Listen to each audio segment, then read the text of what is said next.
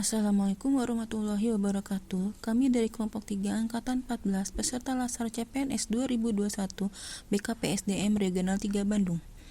Kali ini kami akan menjelaskan tentang Mind Map implementasi Whole of Government. Anggota kelompoknya terdiri dari Mutiara Rita AMK sebagai ketua kelompok, Murni Salamah AMD-Kep, Nur Laila AMD-Kep, Nur Vigita Minerva Setianti AMD.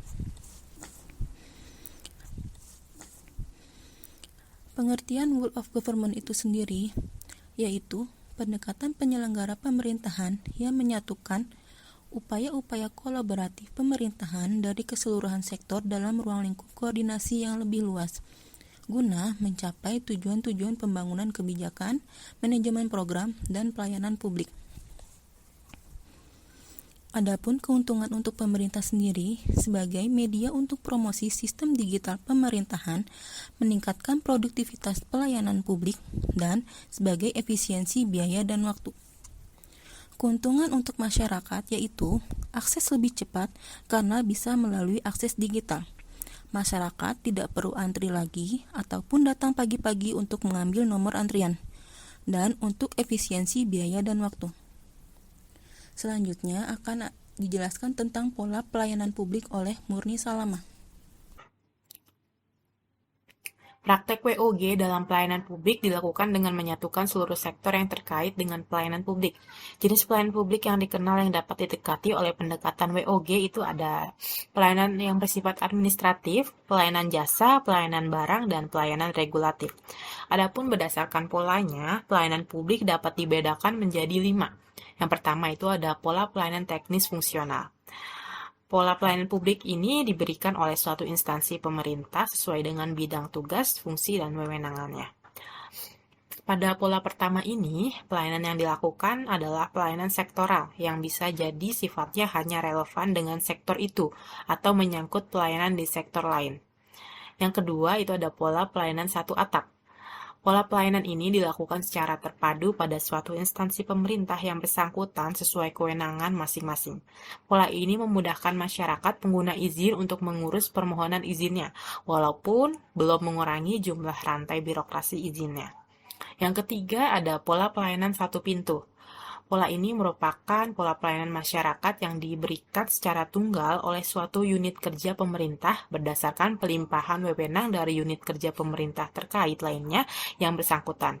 Ini adalah salah satu bentuk kelembagaan WOG yang utuh, di mana pelayanan publik disatukan dalam satu unit pelayanan saja, dan rantai izin sudah dipangkas menjadi satu saja. Yang keempat ada pola pelayanan terpusat. Pelayanan masyarakat yang dilakukan oleh suatu instansi pemerintah yang bertindak selaku koordinator terhadap pelayanan instansi pemerintah lainnya yang terkait dengan bidang pelayanan masyarakat yang bersangkutan. Pola ini mirip dengan pola pelayanan satu atap dan pola pelayanan satu pintu.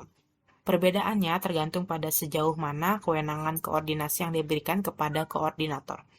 Yang kelima itu ada pola pelayanan elektronik.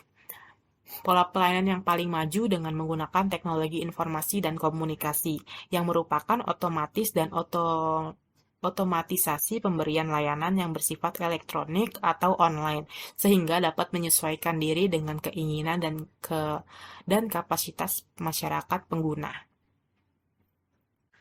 Yang selanjutnya adalah WOG berdasarkan jenis pelayanan publik.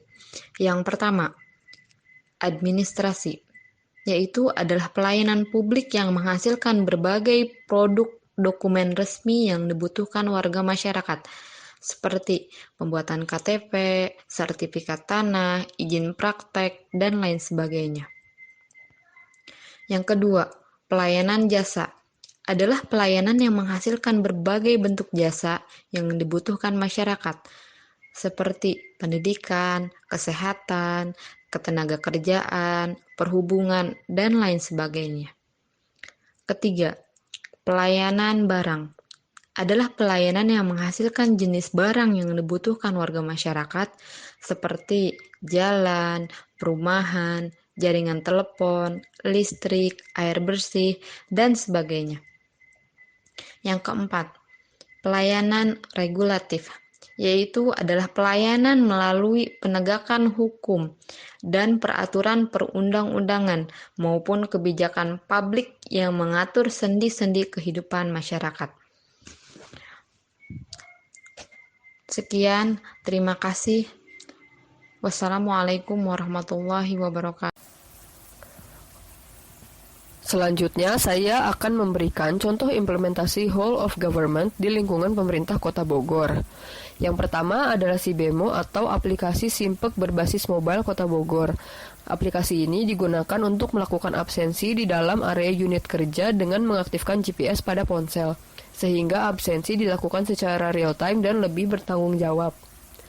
Lalu ada Simpek, yaitu aplikasi Sistem Informasi Manajemen Kepegawaian yang memuat data-data kepegawaian seluruh PNS di lingkungan pemerintah Kota Bogor. Aplikasi ini digunakan untuk mempermudah dalam mengelola data kepegawaian. Yang ketiga adalah MySAPK BKN. MySAPK BKN adalah sistem aplikasi pelayanan kepegawaian dari Badan Kepegawaian Negara yang berfungsi untuk memudahkan PNS di seluruh instansi agar dapat mengakses data kepegawaian dengan mudah, sehingga diharapkan data kepegawaian secara nasional akan lebih akurat. Lalu ada software Sistem Informasi Puskesmas, merupakan software yang ditujukan untuk mengelola aktivitas keseharian puskesmas, mulai dari pendaftaran pasien hingga rekap laporan data. Yang kelima, DJP Online. DJP Online adalah salah satu aplikasi pajak online dari Direktorat Jenderal Pajak yang fungsinya memberikan fasilitas kepada wajib pajak untuk lapor SPT atau pembayaran pajak secara online. Selanjutnya adalah Mobile JKN. Melalui aplikasi Mobile JKN, peserta dapat mengakses beragam informasi terkait program Jaminan Kesehatan Nasional yang diselenggarakan oleh BPJS Kesehatan secara cepat dan mudah, dimanapun dan kapanpun. Terakhir adalah e-Samsat. E-Samsat memberikan pelayanan pembayaran pajak kendaraan bermotor dan pengesahan STNK dengan cara pembayaran melalui ATM bank yang telah bekerja sama di seluruh wilayah Indonesia. Nah, begitulah bentuk implementasi whole of government di lingkungan pemerintahan Kota Bogor.